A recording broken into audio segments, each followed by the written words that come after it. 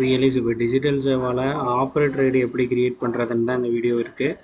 First CEC login பண்ணிடுங்க. எப்பவும் போல் ID பாஸ்வேர்டெல்லாம் போட்டு மெயின் ஐடியில் லாகின் பண்ணிடுங்க. லாகின் பண்ணதுக்கப்புறம் வந்து பார்த்தீங்க அப்படின்னா உங்களுக்கு லெஃப்ட் சைடு கார்னரில் வந்து ப்ரொஃபைல் ஆப்ஷன் போகிற இடத்துல கீழே இருந்து பார்த்தீங்க அப்படின்னா உங்களுக்கு ஃபோர்த் ஒன்னாக இருக்கும் அக்கௌண்ட்டு. அதிலே ஆப்ரேட்டர்ஸ்னு 3ஆவதாக இருக்கும் பாருங்கள். அந்த ஆப்ரேட்டர்ஸை கிளிக் பண்ணுறீங்க அப்படின்னா இதில் ஆல்ரெடி ஆட் பண்ணதுனால இருக்குது. மேலே அந்த ப்ளஸ்ஸை கொடுத்தீங்க அப்படின்னா நியூ ஆப்ரேட்டர் ஆட் பண்ணுறது வரும்.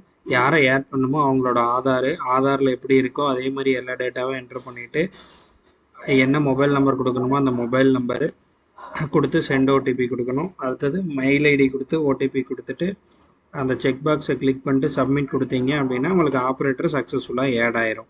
நீங்கள் எந்த மெயில் ஐடி கொடுக்குறீங்க பார்த்தீங்களா, அந்த மெயில் ஐடிக்கு பாஸ்வேர்டும் போயிடும். இதுதான் அதோட ப்ராசஸ்ங்க.